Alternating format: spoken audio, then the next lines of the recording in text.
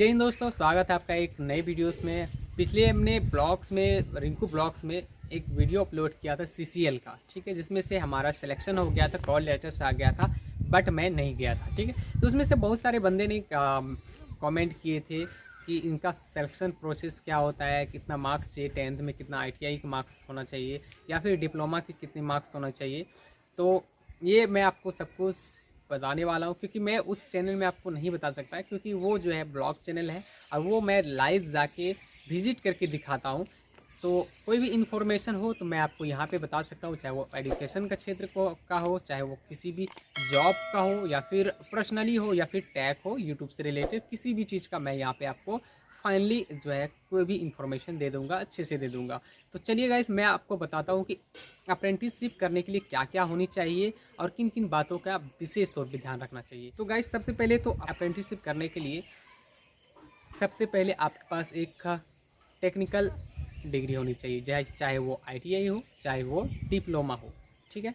जैसे ITI करते हैं तो ITI जो है ना, करने पे लगभग आपका 10th का मार्क्स लगभग सबसे लो वर्जन में बताता हूँ मैं कि 300 प्लस होना चाहिए, और ITI का 85, 86, 90 एबव होना चाहिए, तभी जाके आपका कहीं भी सिलेक्शन हो पाता है। क्योंकि अप्रेंटिस जब भी करते हैं ना तो आपका एग्ज़ाम नहीं होता है, ठीक है, आपका मेरिट बेसिस पे सिलेक्शन किया जाता है। तो सबसे पहले चीज़, और एक चीज़ मैं बता दूं, क्लियर कर दूं कि अप्रेंटिसशिप क्या होता है कि किसी भी जॉब को या फिर किसी भी क्षेत्र में एक कह सकते हैं कि एक्सपीरियंस होना चाहिए। जो एक्सपीरियंस दिलाता है कौन, तो वो अप्रेंटिस, उसी को कहते हैं हम लोग अप्रेंटिस। वहाँ से जब भी 1 साल करते हैं तो वहाँ से आपको एक सर्टिफिकेट मिलेगा, और वो सर्टिफिकेट लेके चाहे जिस क्षेत्र से आप अप्रेंटिसशिप किए हैं उसी क्षेत्र में आपको जॉब मिलता है। जैसे हमने पिछले बार हमारा 2 चीज़ में सिलेक्शन हुआ था, ठीक है, एक यूरेनियम कॉरपोरेशन लिमिटेड और एक हुआ था CCL कोल माइंस, जिसमें से कोयला खदान में।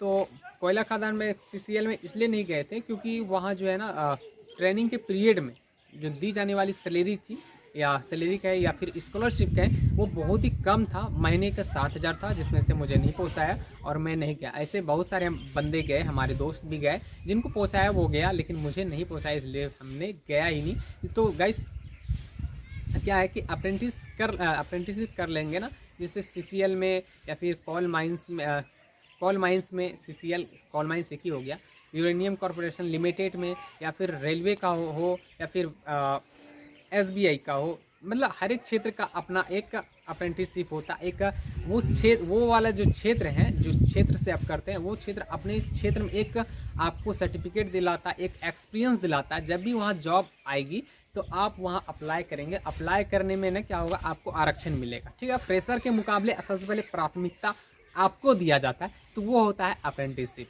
ठीक है। तो अप्रेंटिसशिप करने का आपके पास भी 2 ही ऑप्शन है। ये ना आपके टाइम और एज के अनुसार होना चाहिए। जैसे आप ITI कर लेते हैं और आपके पास लगभग 1 से 1.5 साल कंप्लीट होने पे हो, या फिर जैसे कंप्लीट करते हैं और आपका हो जाता है सिलेक्शन, तो आप कर लो, बहुत ही बेस्ट। लेकिन आप टाइम गवा के, एज गवा के मत करना, क्योंकि कोई प्रॉफिट होने वाला नहीं, क्योंकि एज एक्सपायर हो जाएगा तो कोई प्रॉफिट मुझे नहीं लगता है कि हो जाएगा, क्योंकि आप वहाँ जो देंगे अदर सेक्टर में देंगे तो वो हो जाएगा, ठीक है। और एक चीज़ मैं बता दूं, क्लियर कर देता हूं कि अप्रेंटिस 2 तरह के होते हैं, एक सेंट्रल लेवल के होते हैं और एक होते हैं स्टेट लेवल के। स्टेट लेवल वाले में फ़ी नहीं लगते हैं, हमेशा ध्यान रखेंगे, ठीक है।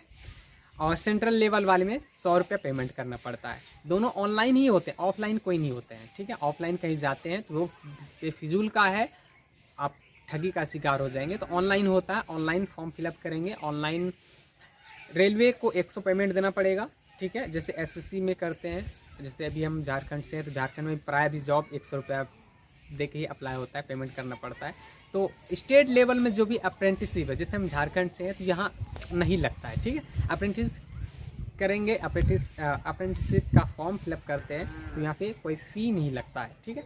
आप ऐसे डायरेक्टली कर लेंगे। और स्टेट लेवल में क्या प्रॉफिट है मैं बता दूँ कि स्टेट लेवल में आप अपने स्टेट लेवल तक पे ही काम करेंगे, आपका स्टेट लेवल में सिलेक्शन हो जाता है। तो यदि जॉब अप्लाई करते हैं, खुदा ना खास्ता आपका भविष्य अच्छा हो, आपका लक अच्छा हो और आपका हो जाता है, तो फिर बल्ले बल्ले है, ठीक है। तो ये प्रॉफिट है। और सेंट्रल लेवल में क्या होता है ना कि सेंट्रल लेवल में सबसे पहले तो भीड़ बहुत ज़्यादा होती है, ठीक है। भीड़ यहाँ भी होता है, लेकिन सेंट्रल यूनियन कुछ ज़्यादा होता है, ठीक है। तो वहाँ भीड़ होने की वजह से और सिलेक्शन जो है ना बहुत लंबा, मेरिट जो है बहुत ही हाई बन जाता है, मतलब आपके पास अच्छा मार्क्स होना तो फिर हो जाता है। तो इस तरह से ये प्रॉफिट देता है। तो आई होप कि गाइस आप अप्रेंटिसशिप को समझ गए होंगे। यदि समझ गए हैं तो वीडियो को जरूर लाइक करेंगे, चैनल में पहली बार है सब्सक्राइब करेंगे, साथ ही अपने दोस्तों के साथ शेयर कर देंगे, ताकि इसी तरह का एक इन्फॉर्मेशन टैक्स से रिलेटेड, एजुकेशन से रिलेटेड, जॉब से रिलेटेड आप तक पहुँचती रहे, नए नए जानकारी मिलते रहे। तो मिलते हैं नेक्स्ट वीडियो में, तब तक के लिए धन्यवाद। आपका शुभ हो, बेस्ट ऑफ लक। हमेशा मुस्कुराते रहिए, कभी अपने लिए तो कभी अपनों के लिए।